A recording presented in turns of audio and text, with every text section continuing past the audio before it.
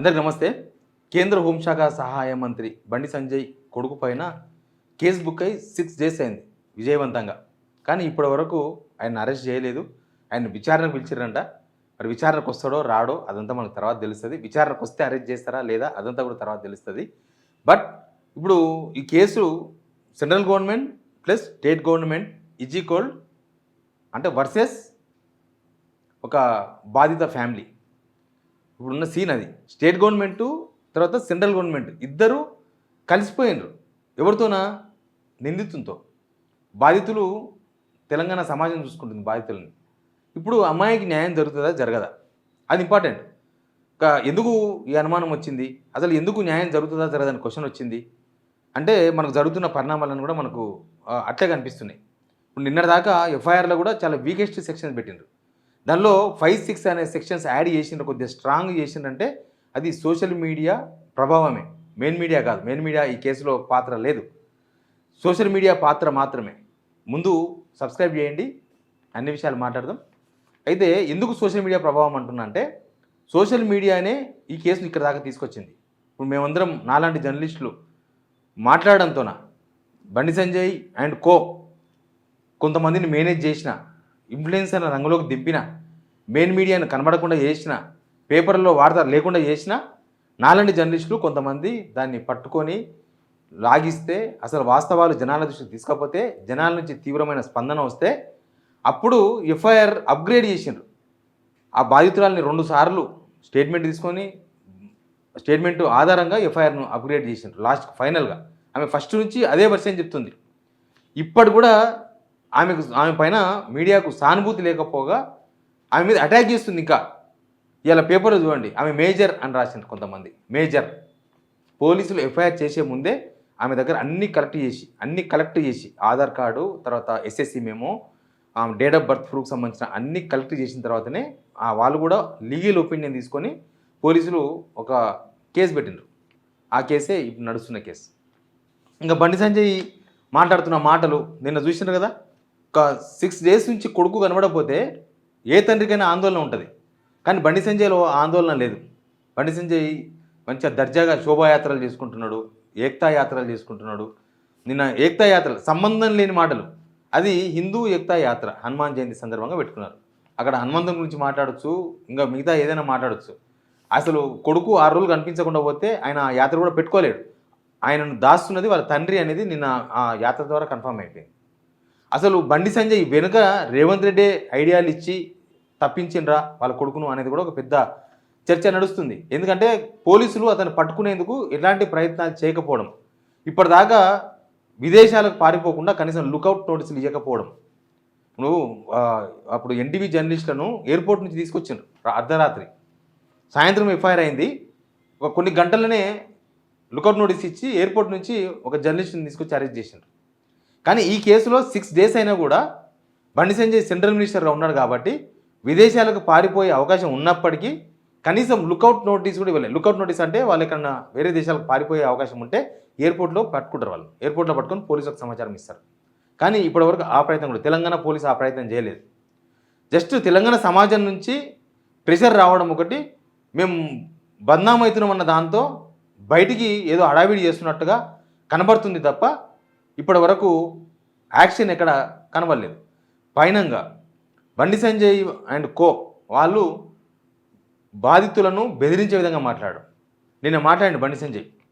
నిన్న మాట్లాడిన దానిలో బండి సంజయ్ ఏం మాట్లాడిండు, వాళ్ళ ఫ్యామిలీ బండి సంజయ్ వాళ్ళ ఫ్యామిలీ చాలా డిప్రెషన్కి పోతుందంట. మరి దీనిలో వీళ్ళే డిప్రెషన్కి పోతే బాధిత ఫ్యామిలీ ఎంత డిప్రెషన్కి పోయినట్లు, బాధిత ఫ్యామిలీ ఎంత నర్వస్ అయినట్లు వీళ్ళంతా చేస్తున్న పనులకు.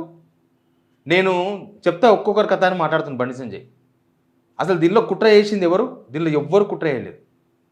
మీ కొడుకు చేసిన పని, మా కొడుకు నేనేం తప్పు చేయలేదు అంటున్నాడు, నేను బయటకు వస్తా అని చెప్తున్నాడు, నేను పట్టించుకోలేదు. మీరు పట్టించుకోలేదు మీ కొడుకును అన్నప్పుడే ఆయన తప్పులు చేసినట్టుగా మీరు అంగీకరించినట్లు బండి సంజయ్ గారు, మీరు అంగీకరించండి దీనిలో. కానీ ఆయనను చట్టం మీద గౌరవం, మీరు చట్టం ప్రకారమే రాజ్యాంగం మీద ప్రమాణం చేసి ఎంపీ తర్వాత కేంద్ర మంత్రి అయినారు. కానీ మీరు ఆ రాగద్వేషాలను గాలికి వదిలేసి మీ కొడుకు మీద ప్రేమతో మీ కొడుకును తప్పించేసి చట్టాన్ని ముందు నిలబడకుండా చేసిండ్రు. మీ కొడుకు అంత మంచోడితే చట్టం ముందు నిలిపొచ్చు కదా. కోర్టు నుంచి మాకు నమ్మకం ఉంది అన్నారు మీరు. అసలు మీరు ఎక్కడి దాకా పోయినారు? మీరు ఇప్పటిదాకా అసలు చట్టం ముందే నిలబెట్టలేదు. ఇప్పటిదాకా మీ కొడుకు లొంగిపోలేదు. మీ కొడుకుని ఇప్పటిదాకా పోలీసు అరెస్ట్ చేయలేదు. ఇదంతా అందుకే స్టేట్ గవర్నమెంట్, సెంట్రల్ గవర్నమెంట్. కనీసం సెంట్రల్ గవర్నమెంట్ అయినా బండి సంజయ్ని మంత్రిపదం నుంచి తప్పించే ప్రయత్నం చేసిందా? కనీసం వివరణ అడిగిందా? ప్రధానమంత్రి నరేంద్ర మోడీ వస్తే ఆ వేదికను బండి సంజయ్ పంచుకున్నాడంటే ఏం వాల్యూ ఉన్నట్టు? కనీసం ఏం జరుగుతుంది అని ఇక్కడ స్టేట్ బీజేపీ అన్న బండి సంజయ్ నుంచి వివరణ అడిగే ప్రయత్నం చేసిందా? ఎందుకంటే మీ ఎంపీ కాబట్టి. కనీసం స్టేట్ బీజేపీ నుంచి సెంట్రల్ బీజేపీకి కనీసం ఇక్కడ ఏం జరుగుతుందని ఒక నివేదికనన్నా పంపించిండ్రా? ఏం పంపలేదు. ఇంకా బాధిత ఫ్యామిలీని టార్గెట్ చేసే విధంగా కొంతమంది ఇన్ఫ్లుయెన్సర్లను రంగంలోకి దింపి వాళ్ళ పైసలు ఇచ్చి వాళ్ళ మీద అటాక్ చేపిస్తున్నారు. బీజేపీ సోషల్ మీడియా బాధిత ఫ్యామిలీని అటాక్ చేస్తున్నది. ఇది కాదు అన్నట్టు మొన్న రేవంత్ రెడ్డి వచ్చిన చిట్చాట్లో మాట్లాడిన ఒక మాట, ఈ కేసు గురించి మాట్లాడుకుంటా, బాధితుడు భగీరథ్ కూడా కేసు పెట్టిండు కదా కరీంనగర్లో. ఇది రేవంత్ రెడ్డి నోటుకుంటూ వచ్చిన మాట. అంటే ఏం చెప్పదలుచుకున్నాడు రేవంత్ రెడ్డి? ఇంటెన్షన్ ఏంది? ఇక్కడ భగీరథ్ బాధితుడా? భగీరథ్ బాధితుడుగా పోయి హనీ ట్రాప్ కేసు పెట్టిండు కదా కరీంనగర్లో అని రేవంత్ రెడ్డి ఒక ముఖ్యమంత్రి మాట్లాడచ్చా? బాధిత ఫ్యామిలీ గురించి ఇక్కడ ఆ అమ్మాయి బాధిత ఫ్యామిలీ గురించి గవర్నమెంట్ నుంచి ఒక్కటి ఒక వాళ్ళకు ధైర్యం ఇచ్చే మాట ఒక్క మాటన్నా మాట్లాడినరా? మీకు న్యాయం జరుగుతుంది, మీరు బాధపడొద్దు. ఒక డబ్బులున్న వాళ్ళ విషయంలో ఇట్లా జరిగితే రేపు ఎవరైనా రాజకీయ నాయకుల కొడుకులు సామాన్య మహిళల మీద, సామాన్య బాలికల మీద ఇట్లాంటి అఘాయిత్యానికి పాల్పడితే ఇంకా చట్టం ఎక్కడ పనిచేస్తుంది? ఇప్పుడు మేమందరం రంగంలోకి దిగి సోషల్ మీడియా లాంటి వాళ్ళు, మాలాంటి జర్నలిస్టులు రంగంలోకి దిగి ఇన్ని వీడియోలు చేస్తే, ఇంత మాట్లాడితే కనీసం పోలీసులు ఒక అడుగు ముందుకేసినారు. ఒక అడుగు, 2 అడుగులు కాదు, ఒక్క అడుగు ముందుకేసి ఎఫ్ఐఆర్ అప్గ్రేడ్ చేసి కనీసం విచారణకు పిలుస్తూ నోటీస్ ఇచ్చినారు. అసలు సిట్టు వేయడం అంటేనే ఒక నాంచుడు వ్యవహారం. సిట్టు రేవంత్ రెడ్డి ఈ విచారణ చేస్తామని సిట్టు వేసిరంటేనే కథ. ఇప్పుడు వేరే ఎవరైనా సరే బండి సంజయ్ కొడుకు కాకుండా ఈ కేసులో ఎవరున్నా ఇప్పటికల్లా ఆ మనిషి జైలుకు పోయి ఒక 5 days 6 days అయ్యేది. బండి సంజయ్ కొడుకు కాబట్టి, రాష్ట్ర ప్రభుత్వం సహకరిస్తుంది కాబట్టి, రేవంత్ రెడ్డి ప్రభుత్వం సహకరిస్తుంది కాబట్టి ఆయన ఇంకా అప్స్కాన్లో ఉన్నాడు, సేఫ్గా ఉన్నాడు. ఎక్కడుండి ఐపీఎల్ చూస్తుండో తెలియదు. నిజంగా బండి సంజయ్లో ఒక ఆందోళన మనకు అనిపించిందా?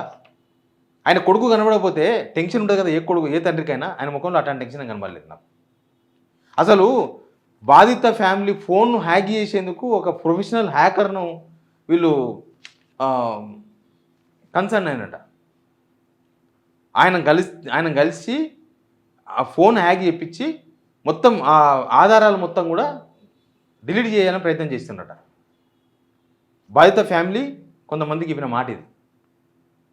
ఏం తప్పు అయినప్పుడు మీ కొడుకు అంత సచ్చిలుడు అయినప్పుడు ఆ పని ఎందుకు చేస్తున్నట్లు? ఇప్పుడు సోషల్ మీడియాలో తిరుగుతున్న వీడియోలు చూస్తున్నారు జనమంతా కూడా. బండి భగీరథ్ ఏం చేసిండు, జనాన్ని ఎట్లా కొట్టిండు, ఆయన మాటలు ఏంది, ఆయన చేష్టలు ఏంది, ఆయన గంజాయి ఏంది, ఆయన డ్రగ్స్ ఏంది, అన్నీ చూస్తున్నారు. వీడియోలు మొత్తం వస్తున్నాయి సోషల్ మీడియాలో. అవి చూసిన వాళ్ళు ఎవరైనా సరే బండి సంజయ్ మాటలు నమ్ముతారా?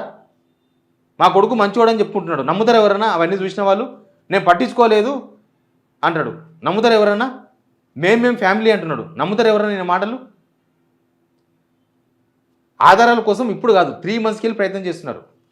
నిర్మల్ కేసు పెట్టి ఆ కేసు ఎఫ్ఐఆర్ కాలేం కాలే, అక్కడి నుంచి సిఐని పంపించి బాధిత ఫ్యామిలీకి పంపించి మాకు ఆధారాలు కావాలని చెప్పేసి ప్రెషర్ చేసినారు. వాళ్ళు ఇవ్వలే. ఆ మధ్యలో ఏప్రిల్ 21 అనుకుంటా లాస్ట్ మంత్ బండి సంజయ్ ఇంటికి పిలిపించారట వాళ్ళను. ఆడ జరిగిన చర్చ ఏంది, వాళ్ళేమో మాకు న్యాయం జరగాలని. కానీ బండి సంజయ్ ఏమడిగిండు, మాకు ఆధారాలు కావాలి. ఏం తప్పు అయినప్పుడు ఆధారాలతో ఏం పని ఉంటుంది?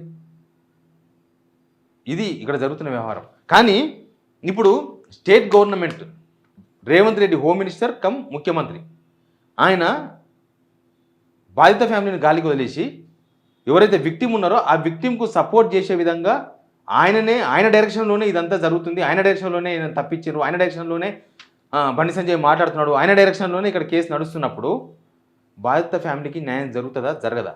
అసలు అరెస్ట్ ఉంటుందా ఉండదా?